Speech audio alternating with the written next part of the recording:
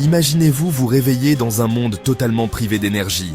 Les lampes restent éteintes, les réseaux muets, et il ne reste que le rythme lent de votre souffle dans l'obscurité. Le battement du cœur de la civilisation, l'électricité, s'est évaporé en un instant. En un instant, tout bascule. La ville, une seconde plus tôt rivière de lumières et de vies entrelacées, s'éteint comme si un rideau tombait. La suivante, il ne reste qu'un voile noir, profond et absolu. Les lampadaires s'éteignent simultanément. Les écrans dans les mains deviennent noirs, et les fenêtres perdent leur lueur. Un silence lourd envahit les rues, comme si la ville retenait son souffle. Les ombres prennent la place de la routine quotidienne. Au début, il n'y a pas encore de panique, seulement une perplexité partagée. Le bourdonnement familier de la civilisation a disparu, laissant un vide presque palpable. L'air paraît différent, plus vif sur la peau, comme une alerte muette. Les odeurs elles-mêmes changent. L'ozone des appareils mourants, l'air frais de la nuit et l'odeur terreuse des parcs humides. Les habitants se figent chez eux, puis sortent, attirés par l'inconnu. Les doigts cherchent des interrupteurs qui ne répondent plus. Les écrans refusent de s'allumer. Les gestes deviennent mécaniques, presque superstitieux. Une question muette flotte entre voisins et passants. Un silence d'interrogation partagé. Chacun scrute l'obscurité comme on guette un signe. Ce n'est pas une panne isolée. Les lumières de secours restent muettes. Les générateurs ne s'enclenchent pas et aucune sirène ne perce la nuit. L'immobilité s'étend et le temps semble suspendu. La normalité a perdu son rythme.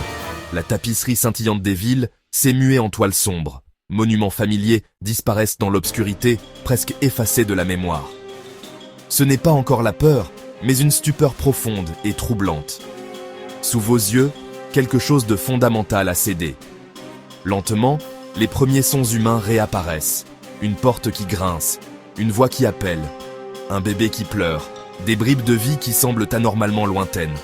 Ces sons portent, étrangement amplifiés par le silence. Des halos timides percent l'obscurité, des lueurs rassemblant d'inconnus autour d'un même éclair. Le choc cède la place à une prise de conscience. Ce n'est pas temporaire. Ce que nous étions il y a un instant n'existe plus entièrement. Nous avons été débranchés d'un lien vital que nous pensions infaillible. Dans ce silence, un chapitre incertain commence pour tous, simultanément, partout.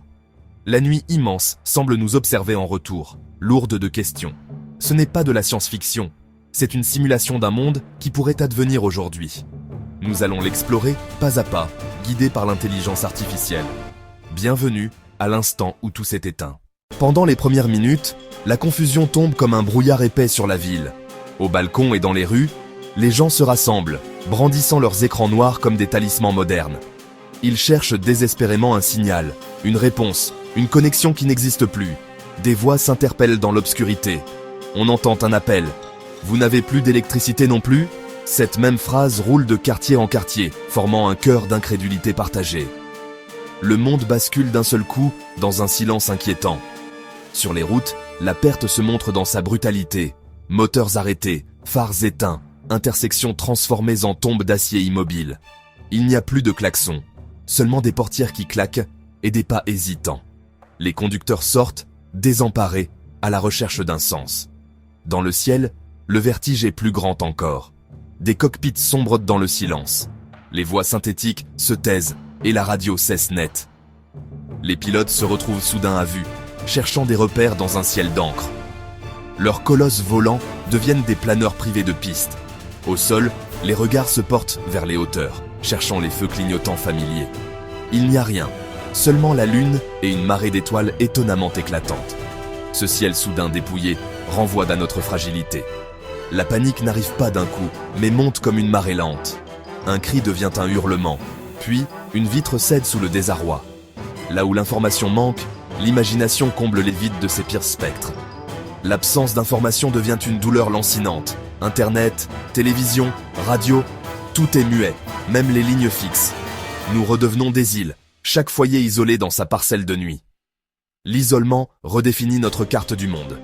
L'infrastructure révèle sa fragilité à mesure que des LED s'éteignent et des services tombent en non-service. Les outils qui devaient nous rapprocher se transforment en cages silencieuses. Sans eux, nous sommes sourds et aveugles au-delà de ce que nos mains touchent. Les premières minutes donnent une leçon terrible. Notre village global repose sur un fil invisible. Retirer le courant, et l'étoffe se défait, nous laissant en archipel isolé. L'obscurité lie et sépare à la fois. Les services d'ordre vacillent, réseaux muets, agents isolés, patrouilles à pied remplacent les véhicules. Le sentiment de sécurité s'évapore comme une brume matinale. La vigilance communautaire devient le dernier rempart. Dans les hôpitaux, la transition est brutale. Un rugissement de générateurs, un soupir, puis le blackout total. Les bips cardiaques et les respirations assistées se fondent dans un silence terrifiant, rendant chaque geste plus lourd. Commence alors une médecine d'endurance, à la main, à la bougie, avec un courage obstiné. Des salles de contrôle s'assombrissent, des voyants refusent de s'allumer et les automatismes ne savent plus protéger. Personne n'avait prévu l'échec simultané de tout. La civilisation retient son souffle, suspendu au bord d'une cascade de défaillance. Le premier lever de soleil révèle un monde transforme. Les rues sont jonchées de carcasses silencieuses, témoins d'une nuit débranchée. Au loin, une cloche d'église sonnée à la main devient un phare sonore. La priorité se partage entre information et provision. Des files se forment, impatientes, devant des portes closes et des caisses mortes. Les inventaires figent trahissent la rupture d'une chaîne vitale. Au début, le liquide règne. Des billets pour une bouteille, pour une boîte, pour des piles. Mais très vite, une évidence s'impose. Pourquoi troquer le tangible contre du papier? La valeur glisse, s'érosse, se recompose. Des chiffres bancaires perdent sens, les cartes deviennent plastiques sans promesse, les temples de la finance se vident comme des coquilles. En 72 heures, l'économie d'hier s'effrite comme un château de cartes. Le tissu social se tend jusqu'au craquement. La perplexité fait place à un pragmatisme sombre, chaque placard une assurance, chaque serrure une prière. Ceux qui manquent deviennent presse, puis désespèrent. Les premiers pillages ne sont pas haine, mais faim mise à nu. Une vitrine brisée devient seuil de survie. Le jour est plein d'yeux, la nuit d'aboiements, d'alarmes improvisées et de cris lointains. En une semaine, le sens se déplace. Quitter la ville devient rationnel. Sans pompe ni camion ni égout, la cité est un piège de béton. Les autoroutes s'emplissent d'un exode lent, une rivière de pas vers les champs. On marche vers la promesse d'eau fraîche et de terre fertile. Les regards portent la fatigue autant que l'espérance. La civilisation se met à l'échelle du corps humain. Des marches surgissent comme des clairières. Le troc devient langue commune. La richesse n'est plus l'or, mais l'utile. Nourriture, eau, médicaments, combustible. Un sac de riz vaut plus qu'une bague brillante. Les compétences deviennent monnaie. Reparer, conserver, filtrer, soigner. Un ingénieur échange son savoir contre protection, un charpentier son toit contre patate. L'économie retrouve l'odeur des mains et des outils. Le statut se recrie, le costume sans compétence perd sa royauté. Le mécanicien qui ranime une pompe est riche de ce qui compte vraiment. Le pouvoir revient à ceux qui savent tout faire, fabriquer, cultiver. Autour d'eux, les communautés se réorganisent en cercles de solidarité. Leurs richesses sont partagées car elles servent la survie de tous. Le travail, dur et physique, retrouve un sens immédiat et palpable. Privés de réseau, la plupart restent sans explication, muets face à l'événement. Pour autant, dans des poches isolées, des scientifiques et des ingénieurs recousent lentement le réel. Avec des outils d'hier, ils esquissent patiemment l'explication de demain. Ils chuchotent un suspect, une éjection de masse coronale hors norme venue du soleil. Ce n'est pas une fable, l'histoire a déjà frôlé l'incendie des télégraphes. Aujourd'hui, la coquille électronique de notre monde amplifie et propage les dégâts. La vague solaire percute le bouclier magnétique et induit d'énormes courants au sol. Les longues veines conductrices, lignes, câbles, pipelines, se comportent comme des antennes malgré elles. Les surtensions débordent alors les digues techniques, submergeant l'infrastructure. Le réseau électrique ploie sur ses organes vitaux. Les transformateurs surchauffent et lâchent. Partout, les micropuces succombent, s'embrasant en silence. De l'orbite jusqu'à la poche, l'onde grave des cicatrices dans le silicium. Les savants mettent de côté les équations complexes et préfèrent une image parlante. Imaginez la foudre frappant chaque fil, chaque toit, partout à la fois. Notre monde hyperconnecté a converti sa force en vulnérabilité. Quand un nœud critique cède, toute la toile suit, en cascade inévitable. La beauté systémique se retourne en fragilité du jour au lendemain. Nous avions bâti une tour splendide, reposant sur des fondations trop confiantes. Avec une alerte suffisante, on aurait pu déconnecter, protéger et isoler les points sensibles. Mettre sous cage, renforcer et absorber l'impulsion était techniquement possible. Mais ces défenses coûtent cher face à une menace jugée lointaine et improbable. Nous avons parié sur l'efficacité au détriment de la résilience, optimisant pour le court terme. Les budgets ont tranché contre les caprices de la météo stellaire. La nature, indifférente à nos échéanciers, nous a remis à notre place. L'autopsie sobre ne cherche pas des coupables, mais des clés pour apprendre et mieux se préparer. L'univers conserve le pouvoir de réinitialiser nos certitudes en une seule impulsion.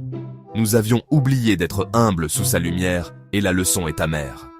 La conclusion tient en quelques lignes serrées. Renforcer, segmenter, anticiper, voilà les priorités. Construire des filets dans le filet et accepter la redondance comme vertu salvatrice. Et surtout, se souvenir que le soleil n'a jamais signé notre contrat de service. Face au vide numérique, l'humanité ne cède pas. Elle pivote et se réorganise. On fouille les greniers, dépoussière des manuels et exhume les outils des aïeux comme si chaque objet contenait une leçon. Chaque page jaunie devient un pont vers une autonomie retrouvée, et l'espoir se lit dans le geste.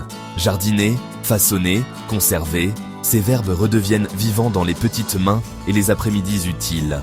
Les coups de marteau rythment des gestes appris et partagés, tandis que la fumée d'un feu de cuisine raconte la dignité d'un repas arraché au monde d'avant. Chaque repas devient récit et résistance. L'innovation ne s'arrête pas, elle change d'échelle et d'ingéniosité. Un vélo transformé fait naître quelques watts, juste assez pour une radio et un fil d'espérance, tandis que des pales de fortune apprivoisent un vent ancien. On mesure l'ingéniosité aux petites lumières qu'on rallume. On pompe l'eau à la force des bras et on trace des schémas sur des papiers tachés d'huile. Un codeur s'allie à un soudeur pour dompter une petite machine à vapeur, mélange de savoir et de patience.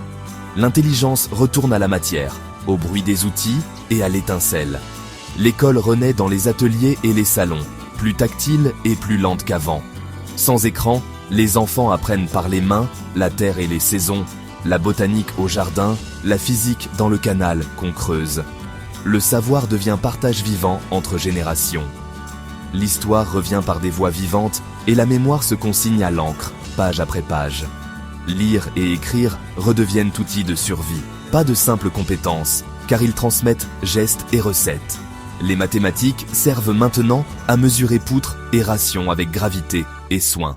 La joie migre vers les petites victoires. Une récolte réussie, un chant à l'unisson, un nouveau-né qui prend sa première respiration. On redécouvre le tempo du soleil et le repos du soir partagé. Le travail retrouve une saveur que l'abondance avait effacée. Ces instants cimentent les liens d'une communauté renaissante. Sans centre, le pouvoir s'infuse localement. Des cercles se forment, discutent, se disputent, puis tranchent ensemble. Les décisions se prennent au rythme des voix et des besoins concrets, loin des hiérarchies lointaines. La confiance devient peu à peu la monnaie la plus précieuse de la prospérité retrouvée. La justice vise désormais à réparer plutôt qu'à enfermer. Celui qui a pris rend à la communauté par ses mains et son temps. Les réparations deviennent pédagogie et réparation des liens, non simple punition.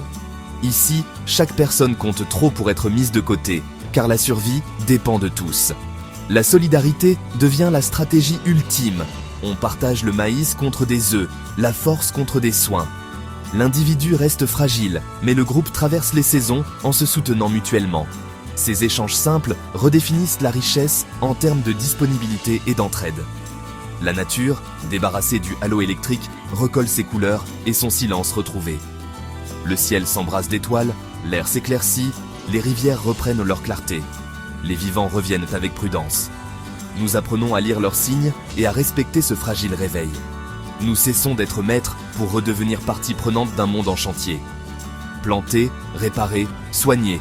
3 verbes qui refont société, ancrés dans l'humilité et le geste quotidien. Et dans cette humilité naît un sentiment d'appartenance plus profond, qui tient la communauté debout. Après la lutte et l'adaptation, vient la réflexion. Le monde est plus lent et, à bien des égards, plus rude. Mais il s'y rapproche sur le plan humain. On se regarde dans les yeux, pas dans des pixels. On parle et l'on écoute. On partage le pain au lieu de défiler des flux sans fin. La conversation retrouve son foyer. Une table, des mains, des histoires.